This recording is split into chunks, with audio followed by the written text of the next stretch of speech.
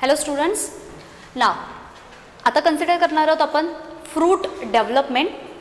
त्याच्या अगोदर सीड डेव्हलपमेंटमधला एक छोटासा टॉपिक त्याला एकदा कन्सिडर करूयात. ॲक्च्युली आपल्या टेक्स्टबुकमध्ये मेन्शन केलं नाही, बट समटाईम्स काय होतं की त्याच्यावरती सुद्धा क्वेश्चन्स विचारले जातात.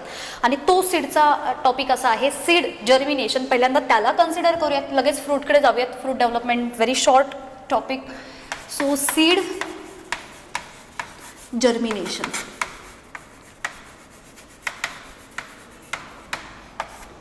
आता जर्मिनेट होणे म्हणजे ग्रो होणे, डेव्हलप होणे. पुढे त्यांची जी काही काय म्हणूयात आपण त्यांची पुढची नेक्स्ट फर्दर जी स्टेप असते प्लांटलेटमध्ये जाण्यासाठी, त्याच्यासाठी सीड जर्मिनेशन होणं गरजेचं असतं. आता हे जे काही सीड जर्मिनेशन आहे हे 3 पद्धतीने दिसतं. मेजर 2 टाईप प्रत्येक ठिकाणी मेन्शन केल्या जातात. एक मात्र आपण त्याच्यामध्ये ॲडिशनल ॲड करणार आहोत आणि पहिली पाहूयात आपण. First seed germination type is epigeal germination.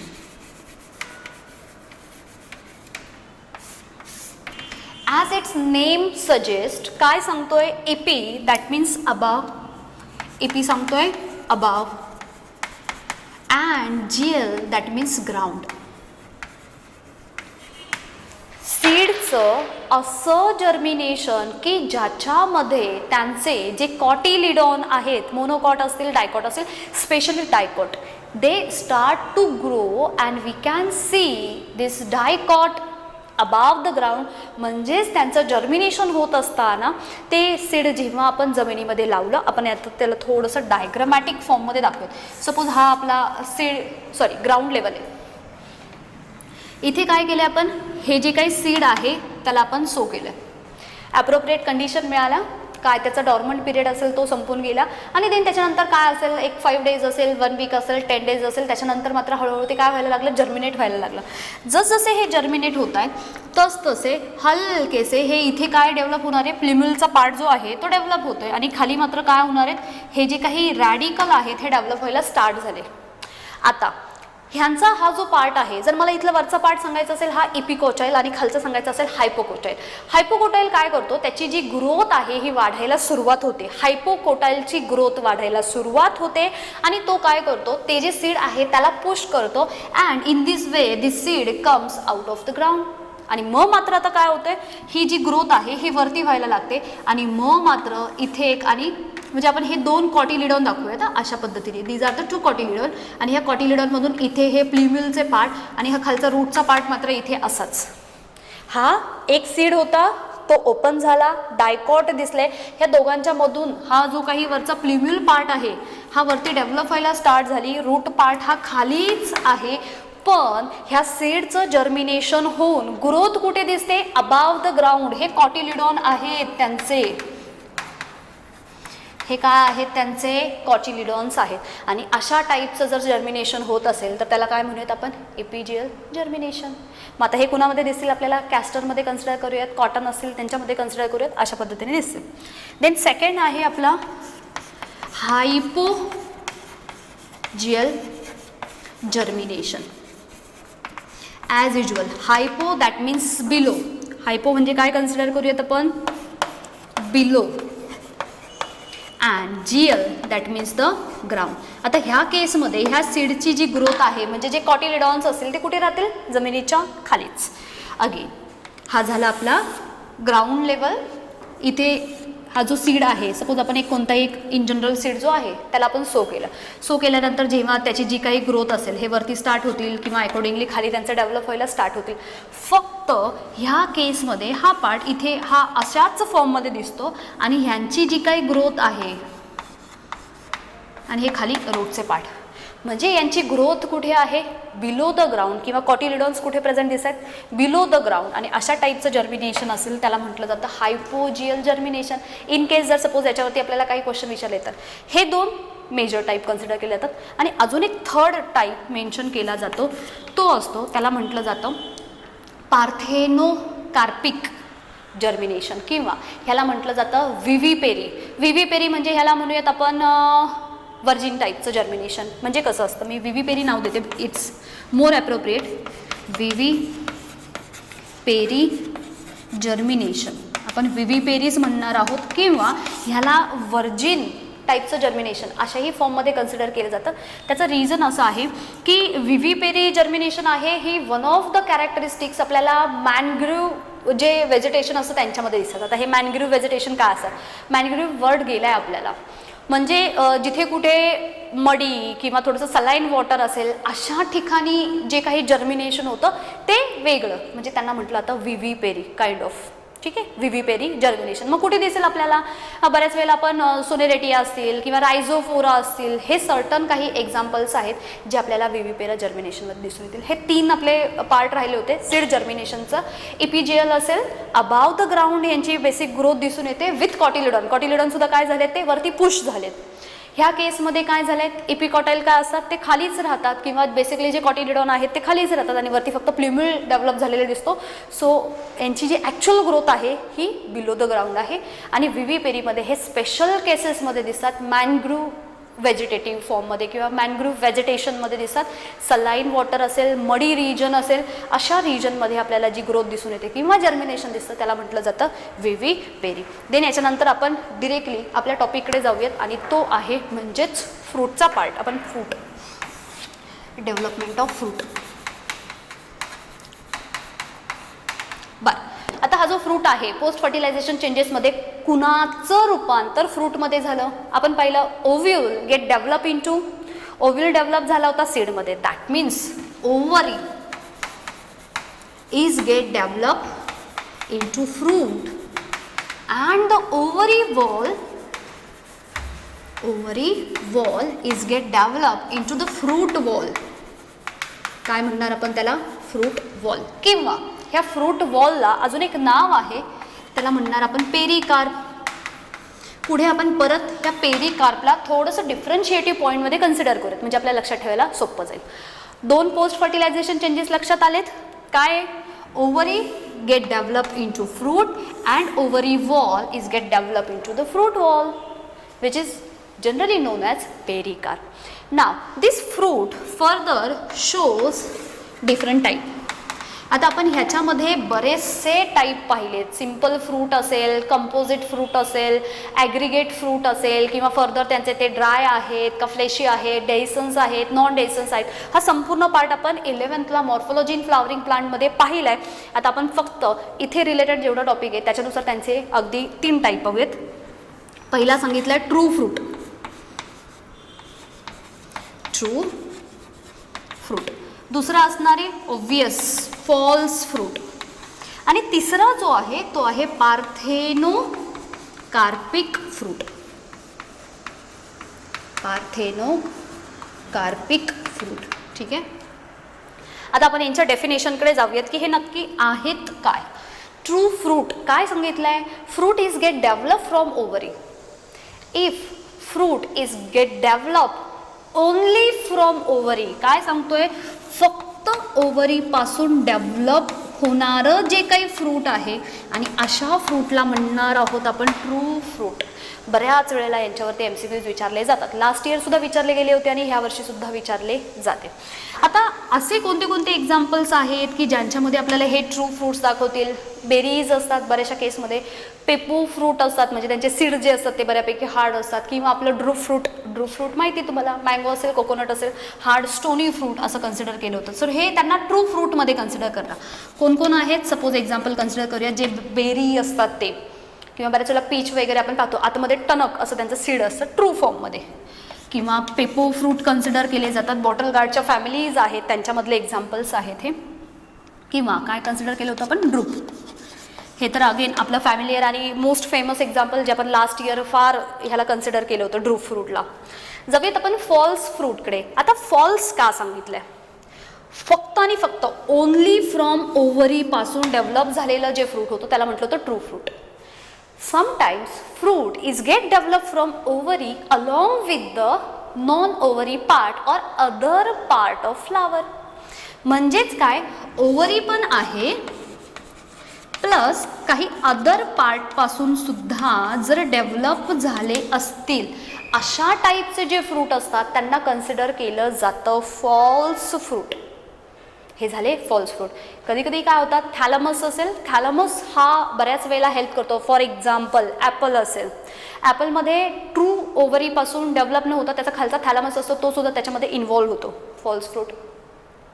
कधी कधी संपूर्ण जो इन्फ्लोरन्सन्स असतो, entire inflorescence is get convert into fruit. False fruit. For example आपण पायनॅपल कन्सिडर करूयात किंवा फिग असेल त्या फिगला कन्सिडर करूयात. सो हे सगळं एक्झाम्पल्स काय आहेत फॉल्स फ्रूटचे. एक्झाम्पल्सकडे जाऊयात. पहिल्यांदा सांगितलं आपण सपोज ॲपल किंवा त्याच्यानंतर आपण कन्सिडर केलं फिग असेल किंवा कन्सिडर केले पायनॅपल, राईट. आता जाऊयात parthenocarpic fruit. First of all parthenocarpy it is a mode of asexual reproduction. अशा वेमध्ये fruit is get developed but seedless fruit is generally get formed. That means यांच्यामध्ये fertilisation झालं का? नाही. एसेक्शुअल सांगितलं म्हणजे फर्टिलायझेशन नाही. फर्टिलायझेशन नाही म्हणजे पॉलिनेशन सुद्धा दिसणार नाही, फ्युजन गॅमेट सुद्धा दिसणार नाही. म्हणजेच काय आहे की सीडलेस फ्रूट जेव्हा फॉर्म होतं तो म्हणजे झाला पार्थेनोकार्पिक. हा तर फॉल्स होता पण ओव्हरीचा पार्ट होता. ह्यांच्यामध्ये मात्र काय झालंय, सीडलेस फ्रूट डेव्हलप केले गेले. काय म्हणूयात आपण त्यांना, seedless fruit is get developed but without fertilization. That is more important. Without fertilization. आता हे पार्थेनोकार्पिक फ्रूट हे कोणते कोणते असतात, ह्याच्यामध्ये बरेचसे फॅमिलियर एक्झाम्पल्स आहेत. पूर्वी बनानामध्ये सीड असायचे, आताच्या ज्या स्पीशीज आहेत ह्या सीडलेस जनरली डेव्हलप केल्या जातात किंवा rather we all are familiar with the seedless banana species. So आता ज्या मिळतात त्या बनाना सर्व कसेच आहेत, सीडलेस आहेत, बनाना झाले. त्याच्यानंतर ग्रेप्स जे काही आहेत हे सुद्धा सीडलेस, कारण जे काही कन्झ्युमर आहे त्यांची डिमांड जी आहे ती पार्थेनोकार्पिक फ्रूटला आहे. इन्स्टेड ऑफ सीडलेस जे फ्रूट आहेत त्यांची डिमांड जशी वाढत चालली त्याच्यानुसार हे जे काही पार्थेनोकार्पिक फ्रूट असतील ह्यांना मोठ्या अमाऊंटवरती डेव्हलप केलं जातं. फॉर एक्झाम्पल ग्रेप्ससाठी जे काही प्लांट हार्मोन असतात त्याच्यामधला जिबरलिन्स ह्यांचं इंडक्शन किंवा हे जर त्या प्लांटला इंड्यूस करून दिले तर ग्रेप्समध्ये शक्यतो आपल्याला सीडलेस ग्रेप ग्रो झालेले किंवा डेव्हलप झालेले दिसून येतात. समटाईम्स पपयामध्ये सुद्धा आपल्याला अशा पद्धतीने पार्थेनोकार्पिक वेमध्ये आपल्याला डेव्हलप केलेले दिसून येतात. आता याच्यामध्ये सिच्युएशन अशी आहे की बरेचसे जे रिसर्चर आहेत ते पार्थेनोकार्पिक फ्रूटवरती वर्क करत आहेत, रॅदर पार्थेनोजेनेसिस. आता पुढे गेल्यानंतर आपण पार्थेनोकार्पी आणि पार्थेनोजेनेसिस ह्यांना डिफरन्शिएट करून पाहूयात. जेनेसिस म्हणजे generation or formation. So researcher ज्या फील्डमध्ये वर्क करत आहेत so they should know where to use the application of that parthenogenesis and where to not. कुठे वापरायचं आणि कुठे वापरायचं नाही यांचं ॲप्लिकेशन सुद्धा प्रॉपर असलं पाहिजे. मी का असं म्हणते त्याचं कारण असं आहे, सपोज आपण कन्सिडर करूयात एक एक्झाम्पल ते म्हणजे कस्टर्ड ॲपलचं. कस्टर्ड ॲपल जर आपण कन्सिडर केलं तर बऱ्याच वेळेला जेव्हा आपण त्याचं ते एक जे सीड काढून खातो तर बाहेर पल्पी व्हाईटिश पार्ट असून आतमध्ये हार्ड स्टोनी ब्लॅक कलरचं सीड असतं. ते सीड दरवेळेस आपल्याला ते रिमूव्ह करावं लागतं. Just imagine, instead of that, that custard apple is get customized into parthenocarpic way or through parthenogenesis. Parthenogenesis through जर ह्या custard appleला आतमध्ये सगळे सीड जर रिमूव्ह झाले तर फक्त दरवेळेस हे फळ खाताना आपल्याला काय करावं लागेल, त्याचे 2 हाल्स तयार केले आणि स्कूप आउट करून आपण काय करू शकतो, फक्त त्यांच्यामधला जो फ्लेशी पार्ट आहे, व्हाईटिश पार्ट आहे तो फक्त खावा लागेल आपल्याला. म्हणजे तो आपल्यासाठी बेनिफिशियल आहे, सिग्निफिकन्स आहे. आता दुसरं एक कन्सिडर करूयात आपण एक्झाम्पल आहे आपलं पोमोग्रेनेटचं म्हणजे डाळिंबाचं. डाळिंबामध्ये ते एक एक जे खातो ते इटसेल्फ सीड असतं, राईट. मग जर सपोज ह्याच्यामध्ये आपण पार्थेनोजेनेसिस परफॉर्म केला आणि ह्यांच्यामधले जर सपोज सीड आपण सर्व गायब केले तर मात्र त्या फ्रूटला अर्थच राहणार नाही. म्हणजे again this parthenogenesis, where to use and where to not, हे मात्र तितकंच महत्त्वाचं आहे. सो याच्यावरती आपण नंतर पुढे बोलणार आहोत. पण अशा टाईपचे सुद्धा फ्रूटचे आपल्याला टाईप दिसतात. बेसिक कुठून डेव्हलप झाले, सर्वात महत्त्वाचं फ्रूट डेव्हलप झाले ओव्हरीपासून. फ्रूटची वॉल डेव्हलप झाली ओव्हरीच्या वॉलपासून. नाव काय सांगितलं तिला, पेरिकार्प. जनरली आपण आता इथे फक्त सिम्पल वेमध्ये यांचे 3 टाईप पाहतोय. याच्या अगोदर बरेचसे डिटेल फॉर्म पाहिले त्याच्यामुळे आता ते डिटेल इथे कन्सिडर करणार नाही. इथे काय काय पाहिले, ट्रू फ्रूट असेल, फॉल्स असेल किंवा पार्थेनोकार्पिक फ्रूट असेल. आता जाऊयात आपण यांच्या सिग्निफिकन्सकडे की ह्या फ्रूटचा काय काय यूज आहे. इथे पाहूयात आपण. सिग्निफिकन्स. पहिला सिग्निफिकन्स आहे प्रोटेक्शन. आता हे जे काही फ्रूट असतात हे बऱ्याच वेळेला काय करतात, ते प्रोटेक्ट फॉर्ममध्ये असतात. म्हणजे काय म्हणूयात आपण त्यांना, त्यांचं जे सीड असेल त्यांना प्रोटेक्शन देतील, किंवा बऱ्याच वेळेला जे काही त्यांची इन्फॉर्मेशन असेल जेनेटिक फॉर्ममध्ये सुद्धा ते सीड असेल, बऱ्याच वेळेला ते फ्रूट म्हणजेच इटसेल्फ त्यांचं सीड असतं. त्यांच्यापासून फर्दर आपण काय करू शकतो, प्रपोगेशन किंवा फर्दर जे काही रिप्रोडक्शन फॉर्ममध्ये असतात त्यांच्यापासून आपल्याला हेल्प होते. सो अगेन प्रोटेक्शन अशा फॉर्ममध्ये. दुसरे आहेत ते म्हणजे डिस्पर्जल. ठीक आहे. आता हे जे काही डिस्पर्जल फॉर्म असतील, बऱ्याच वेळेला तुम्ही पाहिले असतील की जर सपोज सीडला मूवमेंट करायची असेल किंवा त्या फ्रूटला मूवमेंट करायची असेल, आता मी परत काय सांगते मला, समटाइम्स फ्रूट हाच त्या प्लांटचा सीड फॉर्म असतो. ठीक आहे. सो डिस्पर्स होणं सुद्धा तितकंच गरजेचं असतं. डिस्पर्शन जेव्हा होईल सीड किंवा हे फ्रूट स्वतःहून जेव्हा स्कॅटर्ड होतील, तेव्हा जाऊन नोईंगली किंवा अननोईंगली हे जे प्लांट्स असेल हे डेव्हलप होत जातील. मग यांच्यासाठी डिस्पर्स होणं मात्र फार गरजेचं आहे. मग अशा केसमध्ये त्या सीडला किंवा फ्रूटला त्यांना डिस्पर्स करण्याचा रोल किंवा त्याचं जी काय म्हणतात रिस्पॉन्सिबिलिटी आहे ती कुणाकडे, प्लांट्सकडे. पण प्लांट्स मात्र स्वतः इटसेल्फ स्टेशनरी असल्यामुळे ते मात्र त्यांना मूव्ह करू शकत नाही. पण ते काय करतात, ते त्यांना कसं सपोर्ट करतात. बऱ्याच वेळेला सपोज आपण एक्झाम्पल घेऊयात सोयाबीनचं. सोयाबीन हे ज्या पॉडमध्ये असतात, सोयाबीनच्या ज्या शिंगा असतात त्या बऱ्याच वेळेला ड्राय आऊट झाल्यानंतर त्या आपोआप फार मोठ्याने साऊंड क्रिएट करून ह्या काय करतात, सडनली बर्स्ट आऊट होतात आणि इतक्या फोर्सफुली ते फोर्स अप्लाय करतात की त्यांच्या आतमधले जे सीड असतील ते फार दूरवरती जाऊन उडून पडतात. डिस्पर्जल. आणि हे सिग्निफिकन्स आहे की नाही, हे त्यांचे जे काही सीड असतील तर हे सीड डिस्पर्स होऊन त्यांच्यापासून काय होणार आहे, आपल्याला न्यू प्लांट डेव्हलप झालेलं दिसेल. सो डिस्पर्शनसुद्धा तितकंच महत्त्वाचं आहे. त्याच्यानंतर आहे फूड टू ॲनिमल्स. राईट. हे जे फ्रूट आहेत हे फ्रूटचे फॉर्म बरेचसे जे व्हेजिटेरियन ॲनिमल्स असतील त्यांच्यासाठी आपण काय कन्सिडर करूयात, तो झाला त्यांचा फूडचा पार्ट. सो त्यांना ॲज अ फूड फॉर्ममध्ये कन्झ्युम करण्यासाठी फार मोठ्या अमाऊंटवरती कुणाची हेल्प होते, फ्रूटची. सो हे एक त्यांचं सिग्निफिकन्स कन्सिडर करूयात. नेक्स्ट सिग्निफिकन्स आहे ते म्हणजे न्यूट्रिशन. आता ह्याच्याबद्दल वेगळं सांगायला नको, आपल्याला माहिती आहे जर आपल्याला वेगवेगळे जर nutrient form easily naturally occurring जर कोणते फॉर्म असतील तर ते आहेत फ्रूट्सचे. बऱ्याचशा फ्रूट्समधून आपल्याला वेगवेगळ्या टाईपचे व्हायटमिन्स मिळालेले दिसून येतात. आणि सर्वात शेवटचा कन्सिडर करूयात, आता ॲनिमल्समध्येच आपण मोडतो पण आपण थोडे स्पेशल काइंड ऑफ ॲनिमल्स आहोत म्हणून कॅटेगराईज केलं आहे ह्युमनमध्ये. ह्युमनला सुद्धा वेगवेगळ्या फॉर्ममध्ये फ्रूटची गरज असते. हा छोटासा पार्ट होता आपला फ्रूटचा. पण ह्या लेक्चरमध्ये आपण दोन गोष्टींमध्ये डिफरन्शिएशन पाहणार आहोत. एक, याच्या अगोदरच्या लेक्चरमध्ये आपल्याला एक टर्म गेली होती पेरिस्पर्म, इथे एक टर्म गेली आपल्याला पेरिकार्प. सो मला असं वाटतं पेरिस्पर्म आणि पेरिकार्प ह्यांच्याबद्दल डिफरन्स कन्सिडर करायला हवा. कारण एम्समध्ये ह्या पेरिस्पर्मवरती क्वेश्चन विचारला गेला होता. नीटमध्ये बऱ्याच वेळेला पेरिस्पर्म आणि पेरिकार्पवरती क्वेश्चन विचारले गेले आहेत. ह्याच्या अगोदर जे डिफरन्शिएट पाहिले होते आपण, मेगास्पोरोजेनेसिस असेल, मायक्रोस्पोरोजेनेसिस असेल, फिमेल गॅमेटोफाईट, मेल गॅमेटोफाईट असेल, हे सर्व डिफरन्स इनडायरेक्ट वेमध्ये बऱ्याचशा क्वेश्चनचे आन्सर फाइंड आउट करून देतात. पण आता जे काही आपण डिफरन्स पाहणार आहोत हे डायरेक्ट वेमध्ये त्यांच्यावरती क्वेश्चन्स विचारले जातात. Very important. अगेन स्टुडंट काय करतात, अगोदरचे जे टॉपिक होते ते फार इम्पॉर्टंट म्हणून त्याच्यावरती फोकस करतात आणि हे जे छोटे मोठे टॉपिक आहेत ह्याला इग्नोर केलं जातं. बट बेसिकली बऱ्याच वेळेला ह्यांच्यावरती MCQ विचारलेले दिसून येतात. त्याच्यामुळे कोणताच टॉपिक आपल्याला स्किप करायचा नाही. आपल्याला जेवढी एक्स्ट्रा इन्फॉर्मेशन मिळते ती सर्व आपण गॅदर करून त्याला थोडंसं काय म्हणतो आपण, त्याला ग्रुप करून किंवा त्याला प्रॉपरली अरेंज करून इथे मेन्शन करतोय. त्याच्यामुळे each and every term, each and every differentiation, each and every concept आपल्यासाठी तितकीच इम्पॉर्टंट आहे. सो लगेच काय करूयात आपण, जे काही आपले डिफरन्स पार्ट आहेत, डिफरन्शिएटिव्ह वे, त्यांना कन्सिडर करूयात. पहिल्यांदा पाहणार आहोत आपण पेरिस्पर्म आणि पेरिकार्प, आणि मग मला असं वाटतं आपण इथे पार्थेनोकार्पी आणि पार्थेनोजेनेसिस, बऱ्याच वेळेला याच्यावरतीही क्वेश्चन विचारला गेला आहे. सो आपण लक्ष ठेवते की कोणत्या टॉपिकवरती मॅक्सिमम क्वेश्चन विचारले आहेत, कशा टाईपचे क्वेश्चन्स आहेत, त्यांचा आपल्याला काय यूज होणार आहे, किती अमाऊंटवरती आपल्याला त्यांच्याकडे फोकस द्यायचं आहे. ह्या सर्व गोष्टींसाठी काय करावं लागेल, आपल्याला थोडंसं त्यांचा कंपॅरेटिव्ह स्टडी करावं लागेल. किंवा नेहमीच आपलं म्हणणं असं असतं की जेव्हा आपण कंपॅरेटिव्ह स्टडी करतो तेव्हा त्या गोष्टी आपल्याला प्रॉपर लक्षात राहायला मदत होते. जाऊयात पहिल्या डिफरन्सकडे.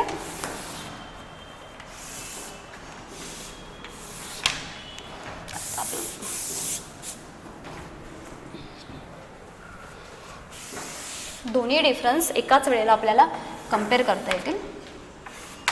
पहिला कन्सिडर करतोय पेरिस्पर्म आणि दुसरा आहे पेरिकार्प. बघा टॉपिक समोर असतात पण बऱ्याच वेळेला आपलं तिथे लक्ष जात नाही. सो आपण त्यांनाच लक्ष देणार आहोत, त्यांच्यावरती जास्त फोकस देणार आहोत. बोलूयात आपण पेरिस्पर्मबद्दल. पेरिस्पर्ममध्ये मी असं सांगितलं होतं some part of nucellus remain unused. Nucellus part हा यूज्ड होतो, काही काळानंतर तो डिजनरेट होऊन जातो, म्हणजेच तो दिसून येत नाही आहे. पण काही केसेसमध्ये ओनली जे फ्यू सीड्स असतील त्यांच्यामध्ये nucellus remains as it is. They form the thin layer around the endosperm and this condition is non as perisperm. मग इथे काय सांगितलं आहे, it is the part of nucellus but आपण असं म्हणूयात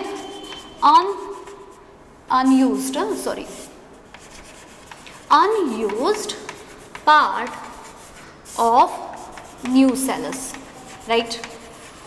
आणि अशी जेव्हा सीडमध्ये कंडिशन दिसते की न्यूसेलसचा प्रेझन्स दिसतोय, पेरिस्पर्म म्हणायचं. डेफिनेशन क्लिअर आहे. जाऊयात पेरिकार्पकडे. आता पेरी म्हणजे सुद्धा आउटर मोस्ट कवर आहे आणि इथे सुद्धा पेरी आलाय म्हणजे हा सुद्धा आउटर मोस्ट कवर आहे. आता ह्याच्यामध्ये काय पाहतोय, हा स्पर्म म्हणजे इथे लक्षात ठेवलंय जो एंडोस्पर्म आहे ना त्याच्या भोवती एक आउटर मोस्ट कवरी. कुणामुळे तयार झालं, न्यूसेलसचा पार्ट न वापरल्यामुळे. ह्या केसमध्ये काय की जो काही फ्रूट आहे त्या फ्रूटच्या बाहेर त्याचं आउटर मोस्ट कवरिंग आहे, जे जनरली कुणापासून डेव्हलप झालेलं दिसलं आपल्याला, ओव्हरी वॉलपासून. Ovary wall is get develop into the pericarp, right. Definition consider केली. हा कुणाचा पार्ट होता, it is a part of nucellus. हे न्यूसेलसशी रिलेटेड आहे आणि मला जर याला कन्सिडर करायचं असेल pericarp, it is a part of fruit असं म्हणूयात. हा फ्रूटचा पार्ट आहे. प्रत्येक फ्रूटला आपल्याला कोणत्या ना कोणत्या फॉर्ममध्ये त्यांचं आउटर मोस्ट कव्हरिंग दिसतंच, ठीक आहे ना. जाऊयात थर्डकडे. हे जे काही पेरिस्पर्म असतात generally they are dry in nature. शक्यतो कसे आहेत हे ड्राय फॉर्ममध्ये. ह्यांना जर कन्सिडर केलं they can be in the form of dry or can say in the form of fleshy. हे दोन्ही फॉर्ममध्ये दिसतात. बऱ्याचशा फळांचे आउटरमोस्ट जे कवरिंग असतात हे थिन असतील, थिक असतील, हार्ड किंवा स्टोनी फॉर्ममध्ये असतील, ड्राय पण म्हणूयात, फ्लेशी पण आहेत, वेगवेगळ्या फॉर्मॅटमध्ये प्रेझेंट असलेले दिसून येतात. Perisperm it is other non functional in nature. आता ह्यांना जर कन्सिडर केलं तर ॲज इट इज यांचा फंक्शनल रोल नाही आहे. But in the case of pericarp they are protective in nature. पेरिकार्पने काय केलं आहे, प्रोटेक्शनचं काम केलं. As well as they provide the nutrition. कसं, बऱ्याचशे जे काही फ्रूट असतील त्यांचं जे आउटर मोस्ट कवरिंग आपण ज्याला साल म्हणतो, बऱ्याच वेळेला ऐकलं असेल तुम्ही की काही फळं ही साली सकट खाल्ली जातात आणि ह्या सालींमध्ये प्रेझेंट असणारी जी जीवनसत्व असतील किंवा व्हायटमिन्स असतील हे आपल्याला न्यूट्रिशन प्रोव्हाइड करतात. सो न्यूट्रिशन प्रोव्हाइड करण्यामध्ये आहे किंवा बऱ्याच वेळेला ह्यांच्या आउटर मोस्ट कवरिंगमुळे डिस्पर्जल होणं सुद्धा, डिस्पर्जलसाठी सुद्धा मदत होताना दिसते. सो सर्टन हे काय झाले, त्यांचे फंक्शन पार्ट झाले. इथे मात्र ॲज इट इज त्यांचा तसा फंक्शनल रोल दिसून आला नाही. दिस perisperm it is seen only in few seeds. अगदी काही सीडच्या केसेसमध्ये आपल्याला हा न्यूसेलसचा पार्ट तसाच्या तसा प्रेझेंट असलेला दिसून येतो. पण in case of pericarp generally all seed or we can say the fruit they are having pericarp. त्यांच्यामध्ये मात्र आपल्याला पेरिकार्प दिसून येतो. बघा अगदी सिंपल होते पण तरीसुद्धा पेरिकार्प आणि पेरिस्पर्म ह्याच्यावरती विचारले जाणारे थोडेसे डिफरन्शिएटिव्ह पॉईंट अशा वेमध्ये सुद्धा आपल्याला स्टडी करायला थोडेसे मदत करतात. आता जाऊयात आपला अजून एक पुढचा मेजर डिफरन्शिएटिव्ह पार्ट. तो आहे पार्थेनोकार्पी. पार्थेनोकार्पी. आणि दुसरा आहे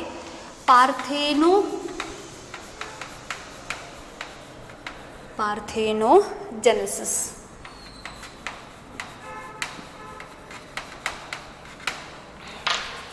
बर, पहिला पार्थेनोकार्पी का वाटतंय related to carpel. Carpel part कुणाचा झाला?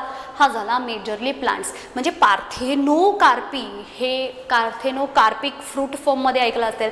पार्थेनोकार्पी ही जी काही टर्म असेल किंवा ही जी काही फिनॉमिनॉन आहे ही कुणाच्या संदर्भात ऐकली असेल तुम्ही? प्लांट्सच्या बाबतीत.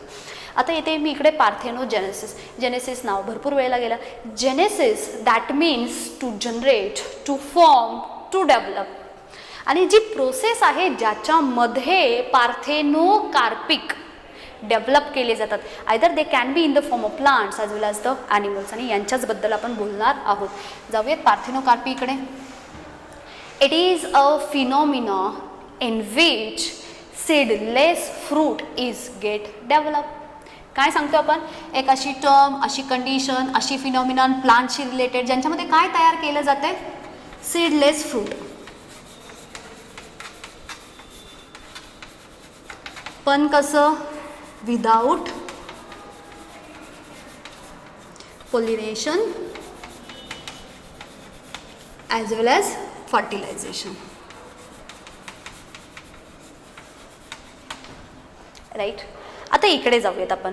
Parthenogenesis it is a process in which काय म्हणूयात आपण? It is a process in which through the asexual reproduction there is a development of new individual. आता याच्यामध्ये काय करतात? एग जे असतात ते डायरेक्टली काय केले जातात? फर्दर त्यांच्यापासून न्यू इंडिव्हिज्युअल फॉर्म केला जातो. पण इथे सुद्धा महत्त्वाची गोष्ट अशी आहे की त्यांच्यामध्ये सुद्धा फर्टिलायझेशन होत नाही. फर्टिलायझेशन होत नाही आहे म्हणजेच काय झालं? ते झालं एसेक्शुअल रिप्रोडक्शन. मग हे सुद्धा एसेक्शुअल रिप्रोडक्शन थ्रू होतं आहे म्हणजेच काय झालं की फर्टिलायझेशन झालं नाही, पोलिनेशन झालं नाही. पण इथपर्यंत आलेला टप्पा ह्याला फिनॉमिनॉन म्हणतात आणि ह्याला प्रोसेस असं कन्सिडर केलं जातं. अगदी छोटासा थिन लेअर सारखाच दोघांमध्ये डिफरन्स आहे. अदरवाईज तुम्हाला नावावरून सेम वाटले. फरक लक्षात येतोय? हा सांगितलाय पार्थेनोकार्पी सीडलेस फ्रूट तयार केले. मग अशी आपण फ्रूटच्या थर्ड टाईपमध्ये पाहिलं होतं parthenocarpic fruit. So seedless fruit generally get develop आपण असं म्हणू शकतो थ्रू एसेक्शुअल रिप्रोडक्शन किंवा त्याला त्या फिनॉमिनॉनला नाव दिलं जातं पार्थेनोकार्पी. आणि असे जे फ्रूट डेव्हलप केले जातात त्यांना म्हटलं जातं parthenocarpic fruit. In the case of parthenogenesis, genesis आले म्हणजे आपण शुअर झालो. It is a process in which through asexual reproduction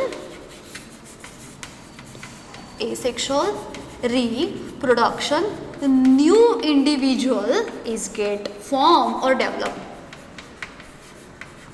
हे लक्षात येते? आता parthenocarpic it is generally seen or related to the plants. Parthenocarpy phenomenon आपण जी स्टडी केली प्लांटशी रिलेटेड केली. पार्थेनोकार्पिक फ्रूट असतील as there name suggest fruit म्हटला की तो प्लांटशी रिलेटेड पार्ट आला. जेनेसिसबद्दल जर बोलायचं असेल it can be seen in plants as well as animals. कसे ते पुढे आपण एक्झाम्पलच्या फॉर्ममध्ये पाहणार आहोत. दोघांमध्ये सुद्धा दिसत कारण ही प्रोसेस आहे. प्रोसेस थ्रू त्यांना तसं फॉर्म केलं जातं. इथे बऱ्याच वेळा नॅचरली पार्थेनोकार्पिक डेव्हलप होताना दिसून येतात. सो बरेचसे असे फ्रूट आहेत जे नॅचरली सीडलेस फॉर्ममध्ये आहेत म्हणजेच ते कसे झाले पार्थेनोकार्पिक. आणि आर्टिफिशियल वेमध्ये किंवा आपण स्वतः त्यांना काय केलं आहे प्रोसेस थ्रू डेव्हलप केलं आहे. आणि ही जी प्रोसेस आहे प्रोसेसला म्हणणं पार्थेनोजेनेसिस. हा महत्त्वाचा मेजर डिफरन्स आहे in between the parthenocarpy and parthenogenesis. नाव आता हे जे काही आहे generally parthenocarpic fruit is normal. बरेचसे असे फ्रूट आहेत त्या फ्रूटच्या आतमध्ये सीडच नसतं पण हे नॅचरली ऑकरिंग आहेत त्याच्यामुळे हे नॉर्मल असतात. But in case of parthenogenesis the individuals which are generally get develop under the process of parthenogenesis they are weak or weaker progeny. हे मात्र कसे असतात हे मात्र कसे आहेत, वीक फॉर्ममध्ये आपल्याला दिसून येतात. हे वीक आहेत, हे नॉर्मल फॉर्ममध्ये आहेत. एक्झाम्पल पाहूयात. मगाशी आपण एक फार मोठी लिस्ट पाहिली होती. कोण कोण घेतले होते त्याच्यामध्ये? बनाना असतील तर बनाना झाले, पार्थेनोकार्पी. पपया ज्या आहेत आता ह्या सुद्धा डेव्हलप केल्या जातात अशा पद्धतीने. देन ग्रेप्स आहेत. ह्या सर्टन काही असे फ्रूट आहेत की ज्यांच्यामध्ये सीडलेस अशा पद्धतीने फॉर्म केले जातात, म्हणजे हे झाले पार्थेनोकार्पिक फ्रूट. आता इकडे जाऊयात आपण. हे जे काही प्लांट्स आणि ॲनिमल्सचे एक्झाम्पल आहेत यांना थोडंसं कन्सिडर करूयात. असे कोणते कोणते एक्झाम्पल्स आहेत किंवा असे कोणते कोणते ॲनिमल्स आहेत की ह्यांच्यामध्ये आपल्याला पार्थेनोजेनेसिस फॉर्म होताना दिसेल. आता बरेचसे प्लांट्स आहेत, प्लांट्सलाही कन्सिडर करूयात आपण, ॲनिमल्सकडे सुद्धा जाऊयात. पहिल्यांदा प्लांट्सबद्दल बोलूयात. सोलॅनम नायग्रम फर्स्ट स्पीशीज. त्याच्यानंतर आहे निकोचियाना. ठीक आहे.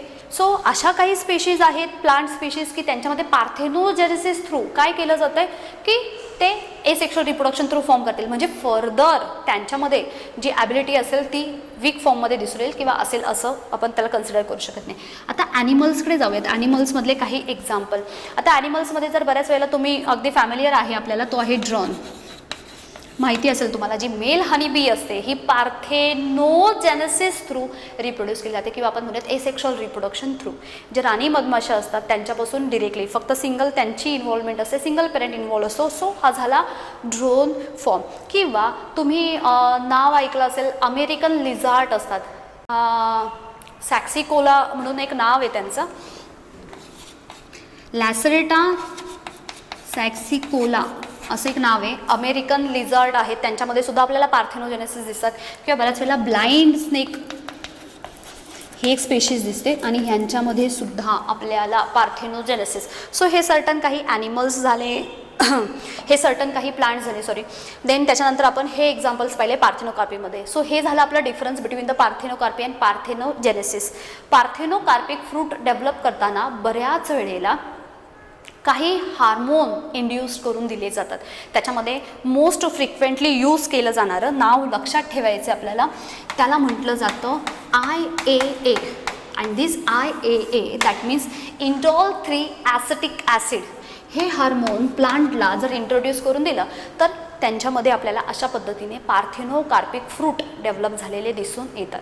इथे आपण संपवला आहे फ्रूट डेव्हलपमेंटचा topic. In next lecture we are going to consider apomixis. पार्थेनोकार्पीचा एक छोटासा पार्ट आहे तो परत एकदा त्याला कन्सिडर करूयात, म्हणजे आपला लेसन आपण फिनिश करूयात. थँक्यू.